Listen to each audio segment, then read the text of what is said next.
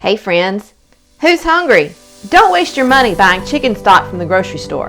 Save money by learning how to make chicken stock at home. Place 3 to 4 pounds of chicken bones in a large stock pot. Add enough cold water to completely cover the chicken bones by about 2 to 3 inches. Add 2 cut carrots, 2 washed and cut celery stalks, 1 peeled and quartered white or yellow onion, 1 bundle of fresh herbs, 2 bay leaves, 1 teaspoon of whole black peppercorns, and 2 whole cloves of garlic. Bring the pot to a gentle boil and simmer uncovered for 3 hours, occasionally skimming any foam from the surface. If your water level goes below the bones or veggies, add more cold water to the pot. Remove the pot from the heat and strain all the large solids from the pot. Then pour the stock through a mesh sieve into another pot or container.